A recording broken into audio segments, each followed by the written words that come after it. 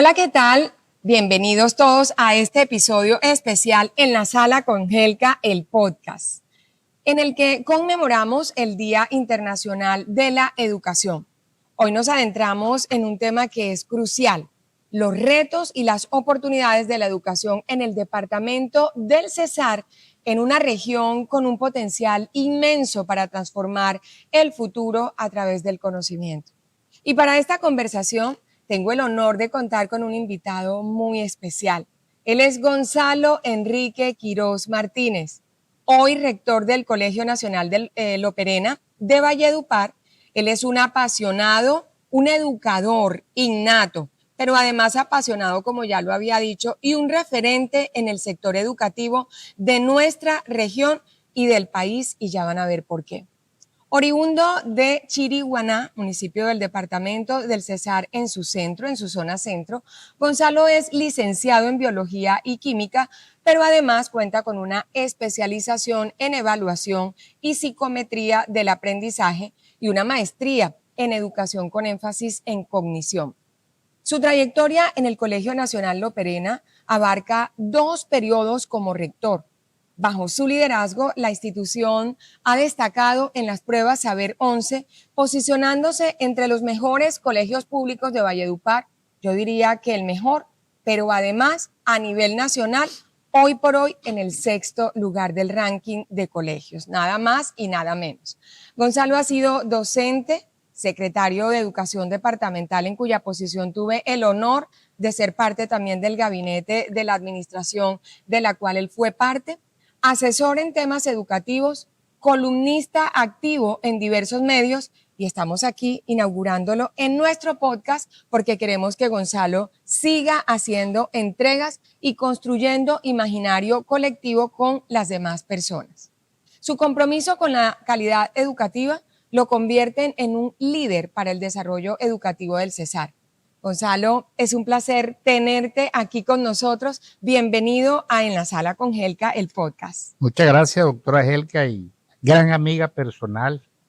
Me encanta estar aquí para debatir, comentar, digamos que opinar sobre los procesos educativos en el cual me considero un experto. Yo feliz de tenerte aquí, Gonzalo. Vamos con la primera pregunta, Gonzalo. Desde tu perspectiva, ¿qué papel juega la educación en el desarrollo económico y social de un departamento? Y por favor, adentrémonos, tú que eres tan juicioso haciendo esos análisis con los que constantemente nos ilustras y nos pones elementos sobre la mesa de trabajo a todos los que trabajamos en el tema educativo del Cesar. A ver, en cualquier departamento o en cualquier región o en el municipio más alejado del país, la educación juega el papel central del desarrollo humano. El ser humano se construye teniendo una buena educación desde la educación preescolar, la educación básica y la educación media. Por lo menos que se le brinde esa educación, pero que sea de calidad. En el tema de la educación superior, que también depende de la calidad de la educación media, el desarrollo económico de una región, el desarrollo social, el desarrollo cultural, el desarrollo industrial con su mano de obra y sus innovaciones está mediatizada necesariamente por la calidad de la educación de sus habitantes y de lo que le brinden los entes institucionales. Escuchaba a un líder de educación de Estados Unidos a quien sigo, y él dice que hay muchos rectores, pero pocos líderes educativos. Y eso es una muestra que se puede decir en cualquier contexto. Repite eso, Gonzalo, porque me parece crucial que toda nuestra audiencia empiece a tomar nota. Yo creo que en un departamento como el nuestro necesitamos que se levante la voz de aquellos educadores innatos como tú, pero que además son una autoridad para que muchos padres de familia, muchos docentes tengan muy en cuenta esto que tú estás diciendo. Repítelo porque quiero que se quede en la mente de todos. Hay muchos rectores y pocos líderes educativos. Okay. El líder educativo no se enfoca únicamente en administrar recursos. Un rector de un colegio se dedica mucho a eso. El líder educativo tiene una diferencia. El líder educativo gestiona la capacitación de los docentes y gestiona el aprendizaje de calidad para sus estudiantes. Claro. Es mejor dicho, un líder educativo tiene que saber de gestionar el aprendizaje en sus establecimientos educativos. Correcto. Cuando se gestiona el aprendizaje, se obtendrán mejores resultados cada vez que lo haga.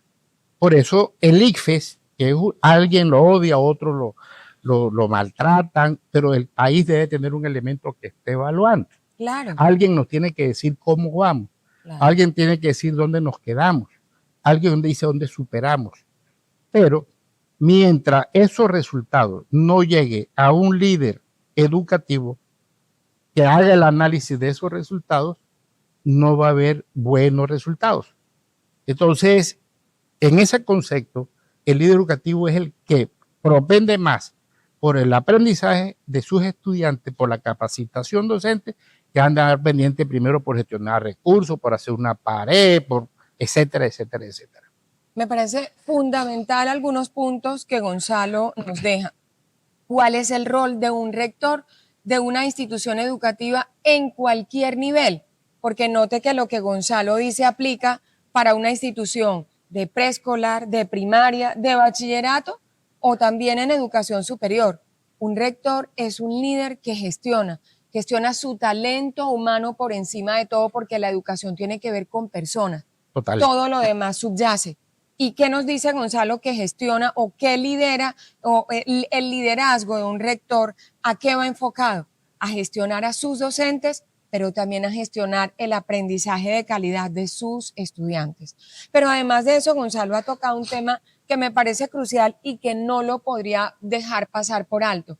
Y es que muchos critican o aman o lo que quiera que sea el tema de las pruebas ICFES, el tema de las saber, como le conocemos, saber 11 o saber TIT o saber PRO, pero en todo caso es la única herramienta que tiene el Estado para medir la calidad educativa y, aunque la odiemos, tenemos que entender que es un instrumento de medición para valorar y evaluar que también estamos haciendo la tarea a las instituciones educativas. Quiero quedarme como con esas conclusiones en esta pregunta y paso seguido quiero, Gonzalo, que nos adentremos en esos retos y esos desafíos que enfrentan las instituciones educativas, específicamente en nuestro departamento del Cesar, donde recordemos, Gonzalo, que uno de los grandes retos, mira bien la pregunta, cómo garantizar el acceso, pero también la calidad de nuestros estudiantes.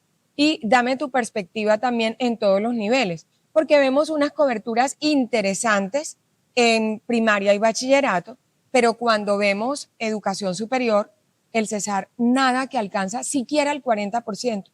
Todavía estamos en la mitad del 30, es decir, 31, 32, 33 y volvemos a bajar. Todavía con un reto de 20 puntos por debajo de la cobertura nacional. Y el gran reto, cuando uno ve el ranking de competitividad y el desempeño del Cesar, nos encontramos con que el tema de la calidad a nivel de básica es donde mayores retos tenemos por la evaluación que tenemos. ¿Cómo ves esos principales retos y desafíos y en qué priorizarías, Gonzalo? Ya nos diste un anticipo en la primera pregunta. Bueno, mire, el gobierno o los gobiernos, dos últimos gobiernos, el actual y el del presidente Duque, hicieron un retroceso para mí, que fue que dejaron de evaluar la educación básica. Okay. Quitaron la evaluación de tercero de primaria, quitaron la evaluación de quinto de primaria, la de séptimo grado, la de noveno grado. Hoy en día esos indicadores no se tienen. Aunque las primeras evaluaciones esas comenzaron dando unos estímulos que se volvieron peligrosos, se volvieron un fraude, después corrigieron un poco, pero por lo menos le mandaban a cada establecimiento educativo y a cada entidad territorial, le mandaban unos resultados que le decía a uno, bueno, mire, este chico, los chicos suyos de su escuela están en tercero de primaria, pero a ellos les falta más en matemática, le falta más en comprensión lectora, porque la comprensión lectora es el principal elemento por encima de la matemática que el ser humano debe desarrollar. Ok. ¿Veo? Entonces, el de la comprensión lectora. Comprensión lectora. Muy bien. Ojo padres de familia y ojo actores del sector educativo. Comprensión lectora. Si tú no sabes y no puedes abordar el enunciado de un problema, puedes ser muy bueno en matemáticas, que no vas a poder resolverlo y muchas veces confundimos la gimnasia con la magnesia en la educación. Es que la lectura es la entrada al conocimiento. Bien. Es la entrada al conocimiento. Al estudiante o a la persona le enseñan primero a leer y a escribir que antes que enseñarle matemáticas. De acuerdo. En la misma medida en que él va aprendiendo a conocer los números y a hacer el ejercicio de entenderlo, va a entender lo demás. Pero la primera entrada, por eso ninguna universidad, ninguna de las que yo conozco, y conozco sistema educativo porque he estado unos días, de acuerdo, Inglaterra, Boston, uno ve allá que la lectura comprensiva es esencial para todos. Para todo. Si es en Colombia, la Universidad Nacional, la de Antioquia, tiran unos párrafos grandísimos para bachiller, para la comprensión lectora, donde le sacan de todas las materias, porque se supone que a ese nivel de bachillerato los estudiantes ya llevan unos preconceptos bien definidos. Correcto. Entonces, el gobierno retrocedió. Hoy en día no tenemos únicamente la evaluación del grado 11. Y las que están haciendo con las universidades, los pre-saber, como los Saber Pro, también necesitan más estudio, más profundidad y que ya las universidades los están analizando poco a poco. Y aún así no son satisfactorios para muchas universidades. Importantísimo. Entonces dijéramos que tendríamos que centrarnos en ese tipo de competencias para nuestros estudiantes, preparar a los docentes para que en todos los niveles e independientemente del curso nos centremos en el tema de comprensión lectora y repasemos entonces esos retos y esos desafíos, Gonzalo, para cerrar esta segunda pregunta. Pongo comprensión lectora y matemática. Ok, sí. Nosotros, bueno, yo propongo un ejercicio que lo hacen algunos departamentos, que los cuales yo admiro, no voy a dar nombre.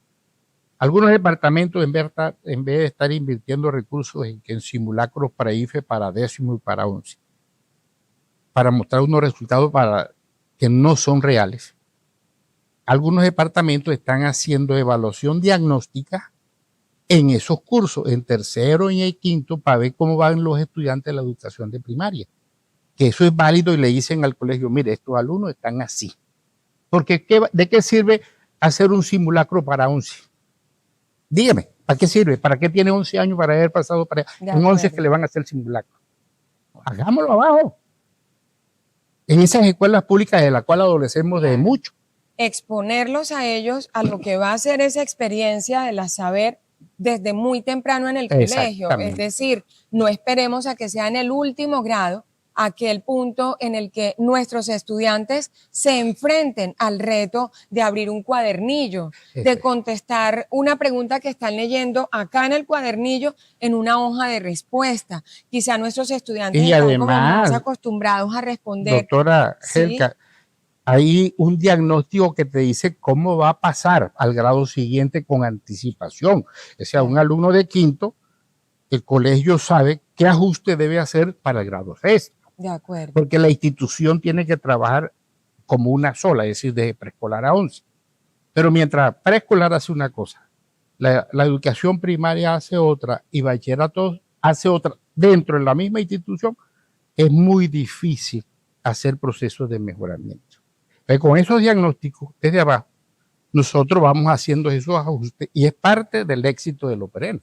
Fundamental, diagnósticos tempranos para nuestros estudiantes, a todos esos actores que nos están escuchando de diferentes niveles educativos en el departamento del Cesar.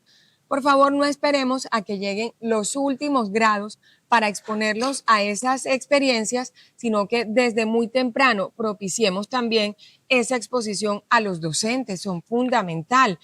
Siempre he valorado esa formación precisamente que tú tienes, Gonzalo, en todo el tema de biometría, en todo el tema de evaluación, de psicometría, perdón, y de evaluación del aprendizaje, porque justamente de eso está hablando el sistema educativo colombiano.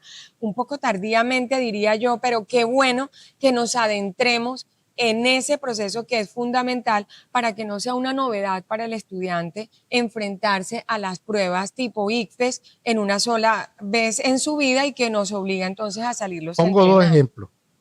¿A qué conduce eso? En el primero, te reduce la pérdida de año o la reprobación.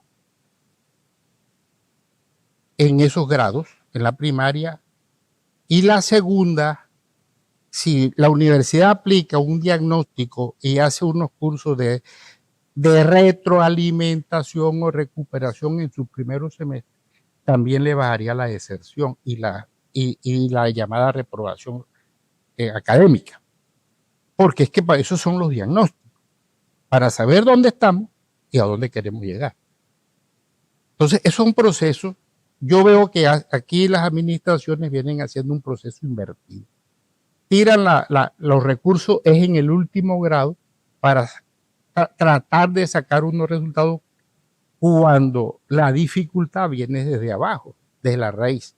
Para tener buenos resultados en bachillerato hay que tener buenas bases, totalmente. Buenos cimientos. Ningún edificio lo podemos garantizar si no hay buenos cimientos. Y ahí hemos visto el Space en Medellín y muchos de los edificios que colapsan precisamente en gran medida las respuestas y los ataques que se han dado para derribar un edificio, una gran construcción, viene justamente en lo que son los pilares fundamentales y definitivamente esos primeros años son claves y fundamentales. Yo creo que la siguiente pregunta, Gonzalo, que quisiera invitarte a abordarla, Gonzalo, como ya lo han visto, es supremamente técnico, es un hombre que conoce a detalle esos pormenores de los procesos formativos y de la educación en general. Pero creo que hay otros factores de los cuales debemos hablar y te propongo, Gonzalo, que abramos la conversación sobre la transición a la educación superior. Definitivamente el Cesar lleva muchos años, ya tenemos un departamento de 57 años que todavía continúa y a mí me sorprende, impresionante, me da mucha impresión ver cuando yo hago la gráfica de evolución de la cobertura de educación superior, parece que estuviéramos condenados a sostener una misma brecha, 20 puntos por debajo de la media nacional. Y ojo, señoras y señores, que la media nacional, pues de Colombia no es una media que uno diga nos enorgullece.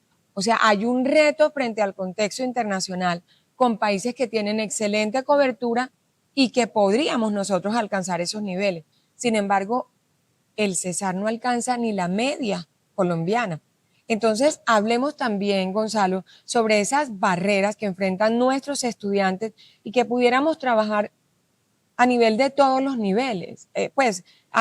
Dijéramos, desde, como tú lo has dicho, desde la base, desde allá en la primaria, la secundaria, entre todos, ¿cómo podríamos hacer? Porque cuando se critica que el tema de que hay falta de oportunidades, los estudios han demostrado que la población más desempleada es aquella que se queda con la primaria, con el bachillerato o que no logra la graduación con éxito en la educación superior. Eso está clarísimo. Son los segmentos poblacionales con mayores índices de desempleo y de otros temas donde podríamos hablar de ninis. ¿Cómo lo ves tú? Yo lo que he logrado entender en el Cesar, en Valledupar sobre todo, ha crecido el número de universidades.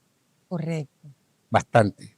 El departamento del Cesar con sus 25 municipios, hay universidades en Aguachica, hay creo que unas sedes en otros municipios que tiene la Universidad Popular del Cesar.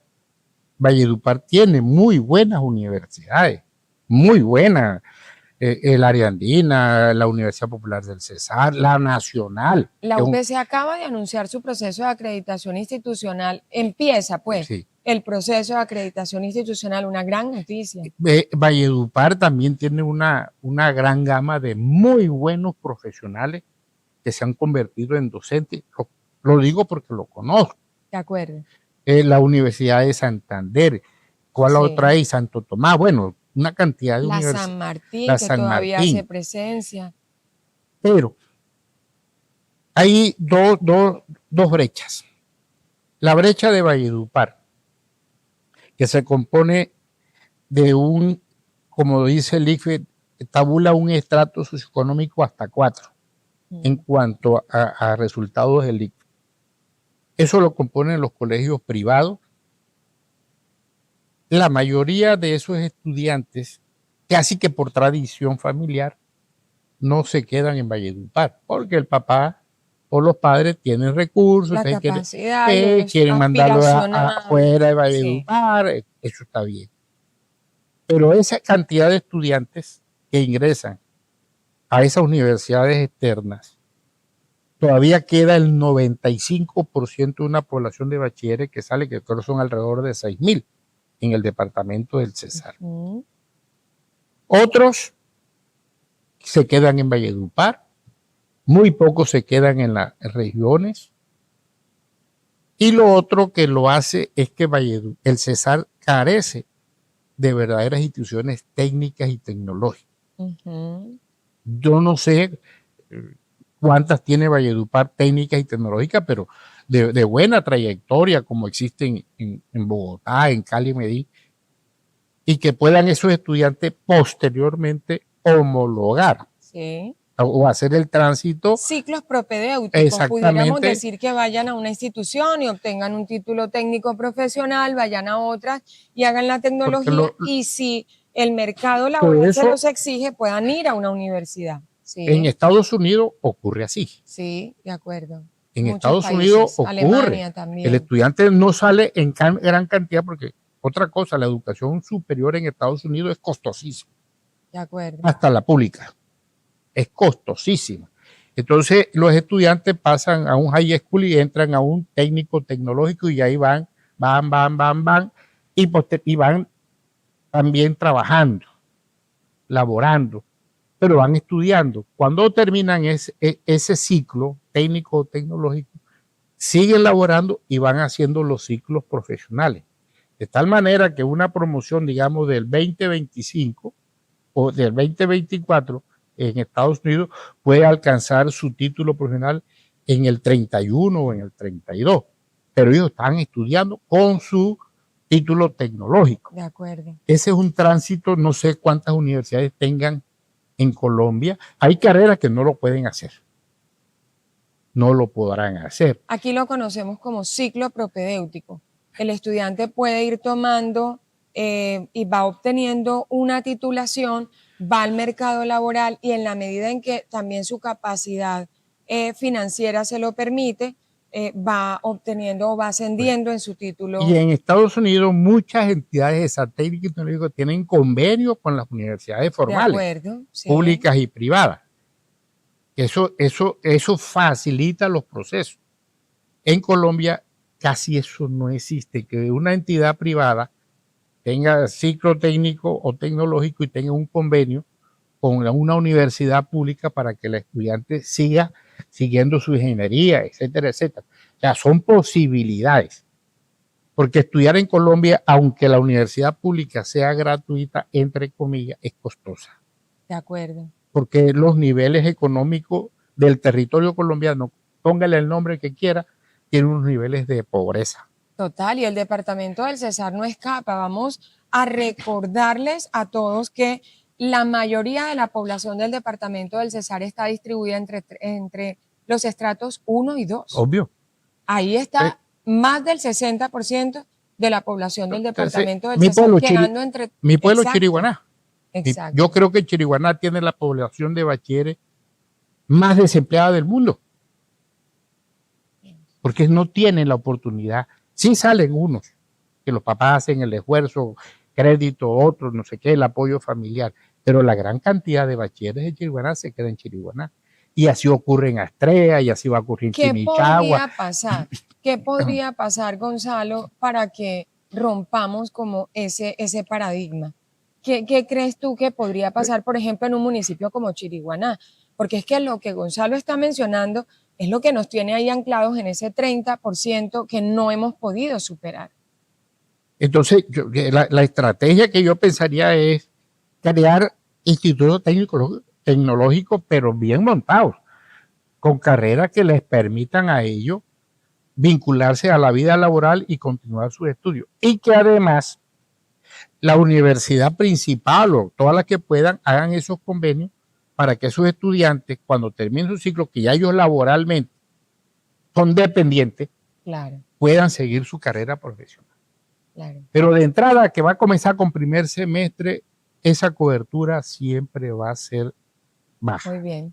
Va. Muy bien, yo creo que aquí podríamos hacer como el primer corte de este bloque, el corte del primer bloque de preguntas donde hemos estado como generalizando algunos temas. Yo quisiera que cerráramos este primer bloque con 3 recomendaciones de Gonzalo como el líder de una institución educativa como el Loperena, que se destaca hoy a nivel nacional con el tema de pruebas Saber 11. ¿Qué tenemos para decirle a otras instituciones?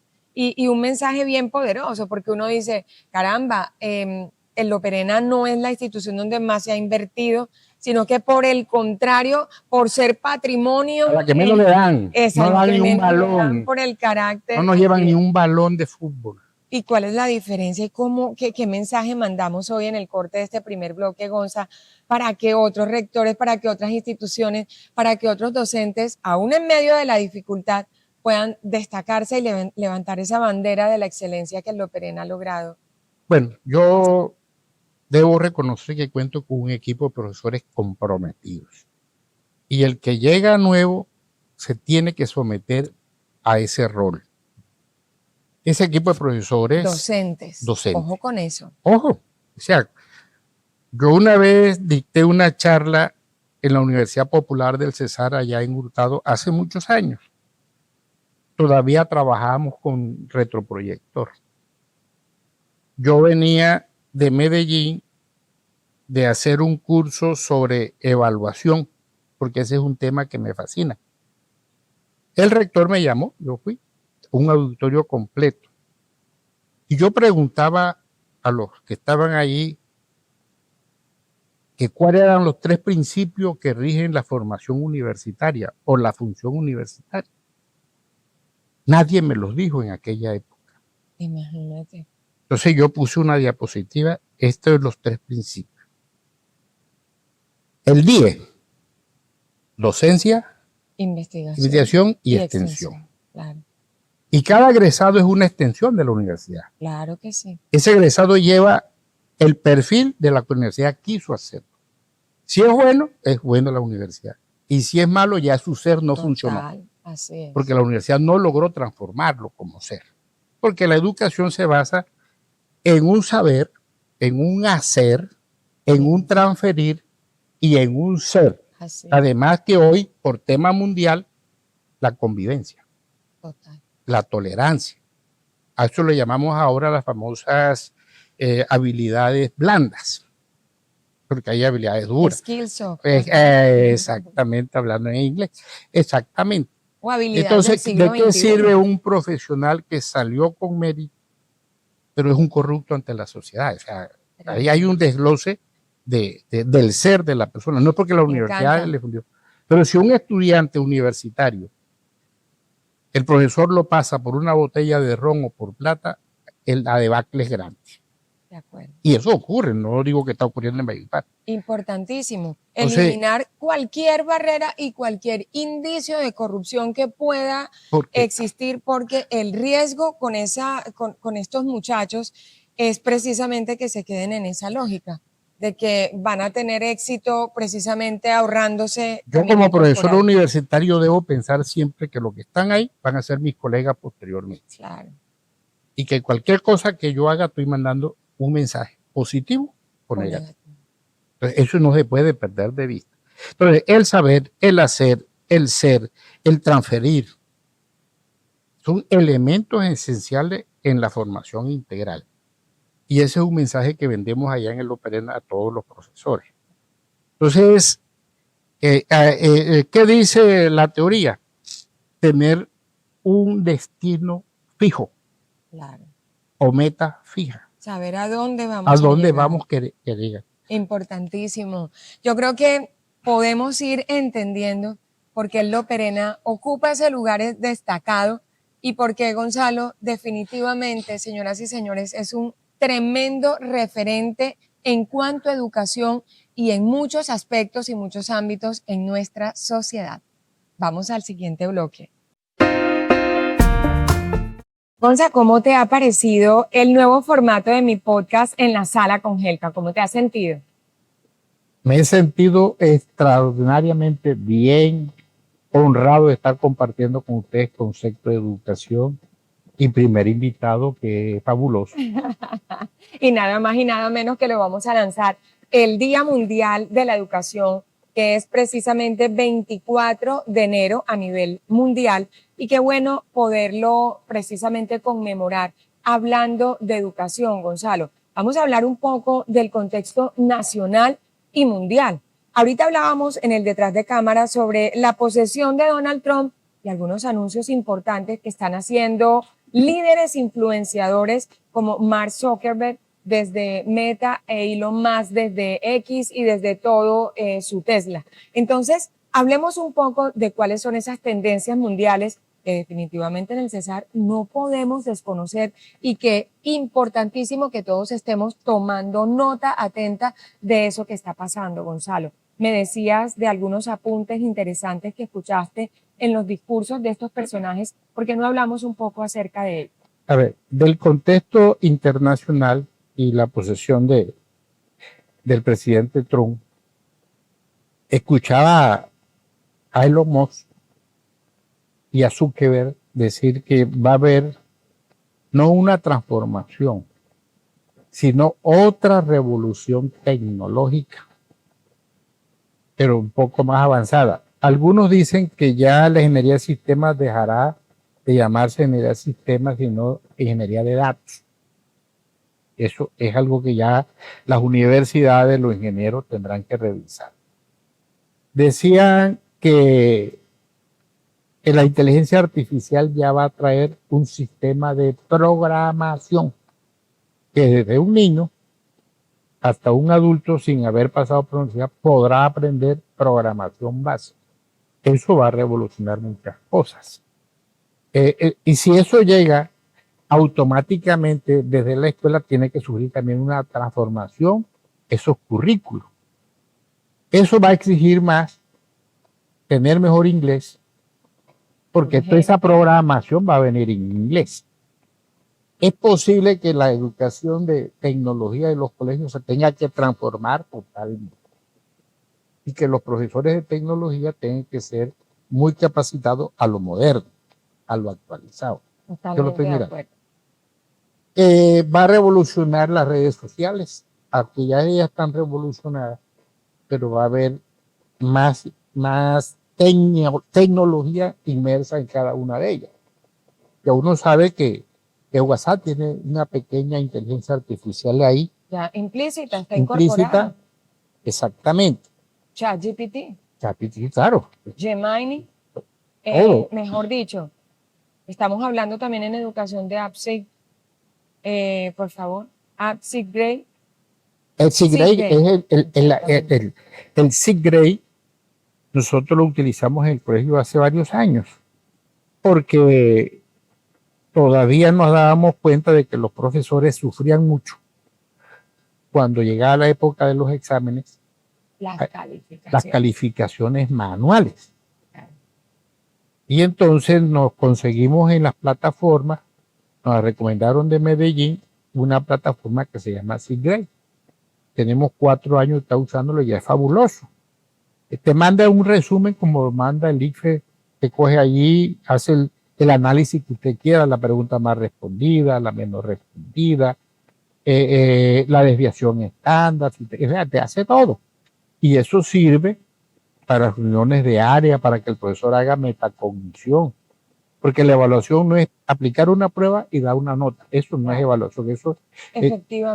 Efectivamente, con la pandemia, el mundo hizo ese giro del que tanto se había conversado, porque todos sabíamos que venía una transformación digital y que muchos procesos iban a cambiar tal como los conocíamos. Y llegó la pandemia y para muchos fue sorpresa, pero para otros era lo que ya esperábamos, pero se aceleró de alguna manera. Y definitivamente las transacciones en línea, la atención en línea, los servicios en línea se aceleraron en esa transición. Y precisamente con la pandemia nos dejó la pandemia un legado y un reto muy bonito. Yo creo que tal como lo ha dicho Gonzalo, hoy en día ya no nos debe ser suficiente a los futuros profesionales, sobre todo aquellos que se están formando y a quienes estamos formando aún desde los colegios y desde los demás niveles educativos. Definitivamente hay una premisa y es aprender a programar, es saber programar, es ser analizadores de datos, porque todo lo que es la tendencia de la analítica de datos es una realidad. El involucrar la inteligencia artificial en las operaciones y los procesos diarios es también un reto bien importante. Por eso hay que conocer cuáles son esas aplicaciones de inteligencia artificial que optimizan la labor rutinaria que hacemos. Y como lo decía Gonzalo, en el caso de los docentes, estamos viendo a todo nivel en diferentes instituciones a nivel mundial cómo se utilizan estos aplicativos, estas aplicaciones precisamente para que los docentes liberen tiempo que antes gastaban en esas operaciones rutinarias o en esos procesos rutinarios, por ejemplo, de evaluar un examen, de evaluar muchos exámenes, para concentrarse en desarrollar el pensamiento crítico, ya lo decíamos, la comprensión lectora, las operaciones en matemáticas con todo lo que implica. Entonces, ¿cómo asumir ese reto? Ya hoy en día no vemos en los buscadores de empleos, en los buscadores y en todo este tema de LinkedIn, por ejemplo, como red laboral, ya no vemos que se busca un abogado básico, no se busca un enfermero, incluso hasta los enfermeros están teniendo que aprender a programar. ¿Cómo ves entonces, Gonzalo, frente a estas tendencias al país? Estamos viendo unos cambios de ministro, este gobierno arrancó con Alejandro Gaviria, nosotros lo tuvimos aquí en Ariandina liderando el diálogo regional vinculante y al poco tiempo estaba Aurora Vergara, anteriormente viceministra de Educación Superior, asumiendo el ministerio y hoy tenemos al doctor Medellín. Entonces, ¿cómo has visto esas transiciones y estas tendencias en Colombia? A ver, este gobierno en educación no ha hecho lo mejor posible, porque no ha habido cambio en nada. Por lo menos en educación básica y media no ha habido cambio absolutamente en nada.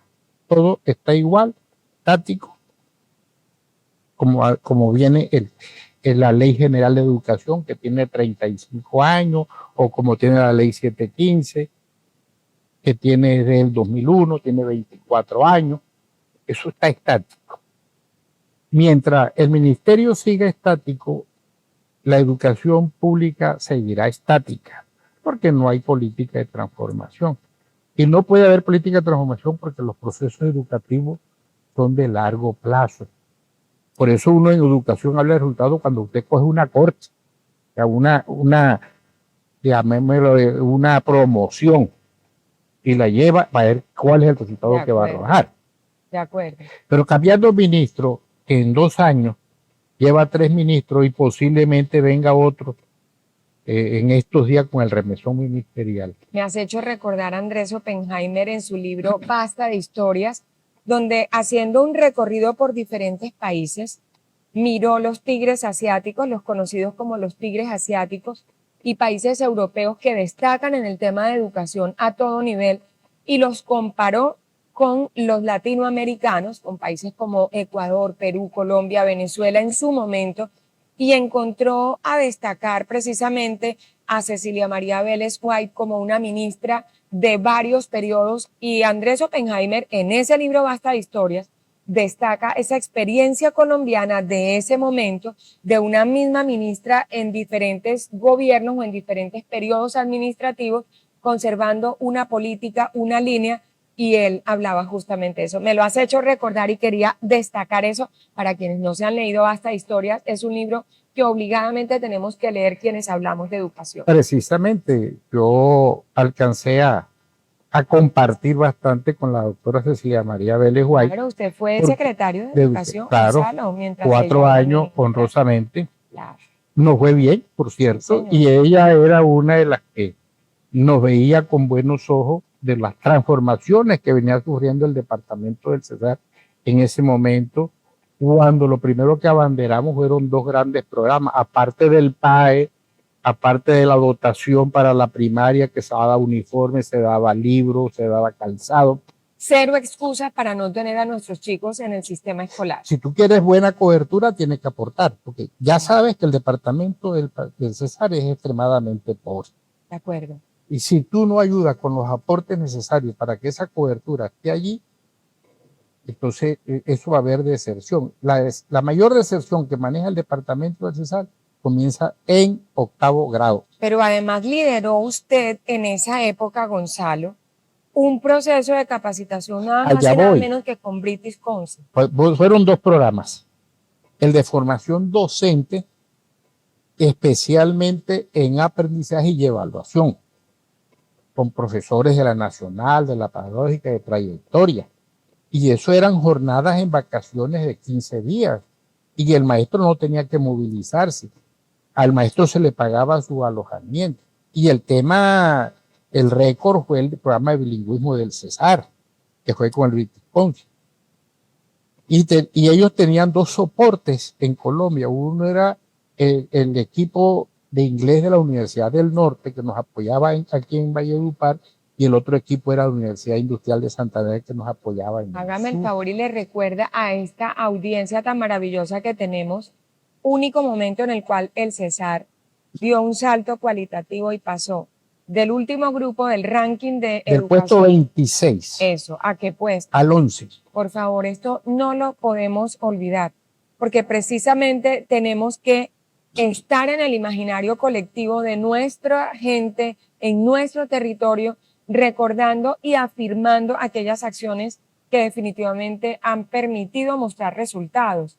Y en eso necesitamos trabajar absolutamente todos. Eso para mí es destacable, Gonzalo, y yo quisiera que siguiéramos siendo muy generosos en los comentarios de cómo fue ese periodo y cómo lideraste esa revolución que nos permitió esa tremenda noticia de ese salto de últimos lugares y de un cuadrante en el que históricamente hemos estado a pasar casi que al top 10, nos faltó un puestico. Sí, pero que primero una decisión política del gobernador, Fernando Molina, que era el gobernador. Yo recuerdo una expresión que me dijo, yo lo traje a usted porque usted es el que sabe de educación. Y usted me tiene que responder por esto. Exactamente, si usted es el que sabe, y hable y diga, segundo, haga. La disposición de los recursos económicos. No escatimó esfuerzo para mejorar la educación. De acuerdo. Debe pasar en esa ejecución con transparencia, que total, me parece que fue súper clave. Total. Ese fue el periodo administrativo de licitaciones abiertas, con tranquilidad podrían participar quienes consideraban que tenían pues las capacidades, y ya tú lo has dicho, gente con mucha trayectoria y reconocimiento en el país. Sí, entonces todo eso resultado del programa de alimentación escolar con el programa de las Naciones Unidas, que no tuvimos ningún inconveniente nunca, fue exitoso. Del programa de dotación para la población escolar de primaria y en muchos casos bachillerato, se les daba su uniforme, sus zapatos. Yo me acuerdo todavía que los chicos cuando veían el uniforme de educación física, el verde con esos zapatos, ellos se sentían felices porque al fin iban a jugar bien.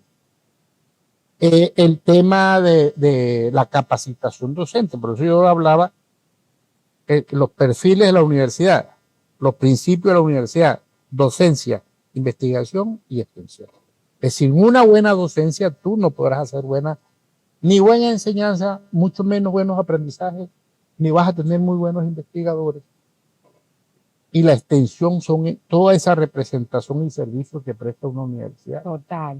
Entonces, y el programa de bilingüismo, que fue un programa estrella, que inclusive salió en revistas internacionales. La misma embajada británica hizo un reporte de eso. Casualmente, la doctora Cecilia María Vélez nos clasificó como la mejor secretaría de educación del país en esa época, pero era por todo lo que se hacía. Y muy contrario ahora. Ahora no hay estímulo para un colegio, no hay estímulo para los establecimientos educativos que banderan resultados. Todo va enfocado a una línea política. Y con unos secretarios o unos ministros que no conocen de educación, porque para llegar a ser ministro de educación hay que tener unos perfiles bien definidos. De acuerdo. bien definidos, sea blanco, sea negro, sea indígena.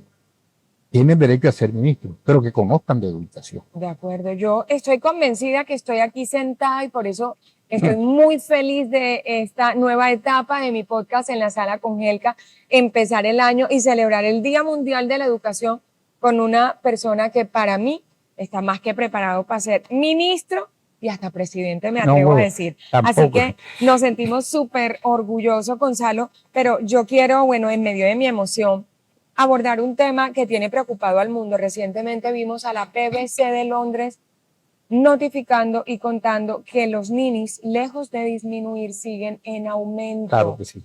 Y eso debería alarmarnos, especialmente a ciudades como Valledupar y Riohacha, de nuestra zona de influencia, porque hemos tenido el nada honroso primer y segundo lugar respectivamente en cuanto a la mayor proporción de ninis en ciudades. Colombia, segundo lugar entre los países de la OCDE, solo le gana en primer lugar Turquía y venimos nosotros en segundo lugar. Y dentro, o sea, es decir, en Colombia, Valledupar y Riohacha, primera y segunda ciudad. ¿Cómo estás viendo eso? Ahorita mencionabas, para evitar la deserción en el sistema escolar, se implementaron, además por la pobreza, por la falta de oportunidades, se implementó un programa donde se entregaba el zapatico, el uniforme, la comida, el transporte, se capacitaba a los docentes de una manera especial, muy técnica y con mucha intencionalidad. ¿Qué agregarías, Gonzalo? ¿Qué nos puedes decir? ¿Cómo logramos bajar? Yo pondría dos líneas gruesas. La diversificación de la educación básica y media y la formación técnica y tecnológica. Mientras, en el departamento del Cesar, ¿cuántos colegios técnicos hay que tengan un valor agregado de que sí salen buenos técnicos? ¿Te digan cuántos? Claro. Creo que no hay ni uno. El IPECAN es técnico, pero ¿cuál es el valor agregado de ellos cuando no tienen todavía, tienen las mismas líneas técnicas de hace 20 años o más? Yo fui rector transitorio en el IPECAN. No sé ahora cómo anda de talleres, creo que todavía no los están usando. Pero la pregunta es que si esa línea técnica es la que está necesitando la ciudad. Claro. Se necesitan electricistas, técnicos en construcción civil, claro, ebanistas. Sí. Gente preparada para apoyar las obras que contrata el gobierno, por claro, ejemplo. De acuerdo. Porque al final, ¿quién termina haciendo las obras? Los técnicos. Claro, de acuerdo. Los técnicos. Que no haya que traer gente de otra parte. Exactamente, pero bueno, tal y pecan. ¿Qué otro hay? Esa línea va a seguir creciendo, se llaman los ninis de los celulares, porque en eso sí son expertos. Sí. Pensábamos que era una generación digital, pero no es una generación en redes sociales. La generación digital produce. Claro. La generación de los celulares en manos 24 horas no produce nada, vagancia. De acuerdo. Por eso ya países desarrollados están prohibiendo ni siquiera el uso, llevarlos al colegio, los celulares. Que el colegio sea quien se comunique con el padre de familia por cualquier situación que tenga él. De acuerdo. Porque ese es otro problema. Pero también tenemos el contrasentido. A veces el profesor usa más el celular que los estudiantes en el aula. Y no es con inteligencia artificial. Claro, claro. Entonces ahí el gran reto es qué hacer. Entonces el maestro también tiene que desaprender ese uso excesivo del celular en el aula. Claro. Tiene que desaprender. Claro. Como para dejar cerrado, Gonzalo, el tema de la tecnología, ¿cuál crees tú que son precisamente frente a la tecnología y a la inteligencia artificial que están transformando la educación? ¿Cuál es ese papel que juegan estas herramientas en un posible fortalecimiento de los procesos de enseñanza-aprendizaje aquí en el departamento del Cesar? Casualmente, el tema de la minería lleva una tendencia a disminuirse drásticamente. ¿Qué le queda al sector del departamento? Volver a su antiguo sistema productivo. Ya no como agropecuario, sino agritech, es decir, meterle todo el tema de tecnología. El mundo, quieras o no, y son de los aciertos claro, no desmesurado, pero sí va hacia las energías renovables. Hay algo que maneja la UDE, el Pablo Pereira maneja, son los objetivos del desarrollo sostenible. Sí, claro. Que es obligación trabajarlo en los colegios, que es obligación de trabajarlo en las universidades. De acuerdo. Entonces, educación de calidad está en los objetivos del desarrollo sostenible, que es el número 4. Pero el primero es la erradicación de la pobreza. Y para erradicar la pobreza, ¿qué necesitamos? Conservación del agua, más trabajo, porque en la medida que haya más trabajo, pero Colombia se está llenando de subsidios. ¿Cómo vamos? ¿Qué potencia nos espera? De acuerdo. Que nos estamos llenando de subsidios y no estamos fomentando una calidad de empleo para salir de la pobreza. ¿Qué le toca a las universidades? Hacer investigaciones, propuestas, prospectivas, que no sea tanto la profesionalización o doctoritis, sino desarrollo de otras habilidades Resolución de problemas de la comunidad. de la comunidad. Que definitivamente no nos formamos como profesionales simplemente para resolver un problema personal. Nos volvemos profesionales para contribuir con el desarrollo de nuestra región. Y precisamente ahí hago un pare, Gonzalo, porque a mí me encantaría que antes de despedirnos, bueno, y no porque me esté despidiendo, sino porque vamos llegando ya a la recta final de nuestro podcast en la sala con Helka, en esta primera entrega en este formato. Y no te imaginas el honor que es para mí tenerte aquí. Por eso quiero un mensaje bien especial a los educadores, a los estudiantes, a las autoridades del Cesar que escuchen este podcast en este Día Internacional de la Educación. Un hombre que clara y públicamente, de manera transparente, ha trabajado por la educación, que se ha comprometido y ha sacrificado hasta amigos, Total. hermandades, precisamente para poder mostrar un resultado tangible y ser hoy orgullo de nosotros en el Cesar, con un colegio como el Loperena que destaca a nivel nacional. Yo quiero un mensaje para toda nuestra gente, Gonzalo, bien contundente. Pues yo la recomendación que le hago a todos los colegas, a todos los profesores universitarios, a los profesores de educación básica y media, a los padres de familia, que entiendan que la educación de la que le da es la que abre puertas. En días pasados escuchaba que el cerebro aprende cuando le exigen. Cuando al cerebro le facilitan las cosas no hace esfuerzo, pero cuando entra en la exigencia por el aprendizaje es cuando él se desarrolla. Opera igualito que el músculo en el ejercicio. Hay gente que cree que es como una monita que hay por ahí haciendo cualquier movimiento. No, señor. Tiene que haber atrofia, tiene que haber rompimiento de las estructuras internas. Si no, entonces estamos haciendo cualquier cosa. Todos tenemos un talento, o más de uno, pero cuando nos lo ponen a prueba es bajo exigencia, es donde él aparece. El aprendizaje es igual para todas las asignaturas. O sea, matemática puede dar matemática, tiene su estrategia, pero el cerebro procesa su aprendizaje igual para las otras asignaturas. El líder educativo debe tener como meta siempre es el aprendizaje de su institución. Por eso manejamos las diferentes áreas, por eso nos reunimos para estudiar cómo aprenden o cómo enseñan desde la matemática, de la lengua castellana, del inglés, porque el aprendizaje, el cerebro funciona igual. De acuerdo. Seguimiento a los procesos, planeación educativa. Voy a cerrar con algo que dijo la UNESCO, las competencias del docente del siglo XXI. Eso no se puede perder para este viernes 24 de enero, Día Mundial o Internacional de la Educación. La primera competencia para ser docente del siglo XXI y mejorar la calidad de la educación es que el docente tenga una formación disciplinar profunda. Es decir, si usted es profesor de matemáticas, independientemente de que sea ingeniero o sea licenciado, debe conocer profundamente las matemáticas. Lo segundo, formación disciplinar profunda. Sí. Lo primero. Segundo, conocer el contexto donde te vas a desempeñar. Porque de acuerdo a los contextos, y por ahí vuelvo otra vez a los niveles y ritmos de aprendizaje, también tienes que adaptar tus estrategias y actividades metodológicas. Quiere decir que tienes que saber la tercera competencia, que es saber de pedagogía.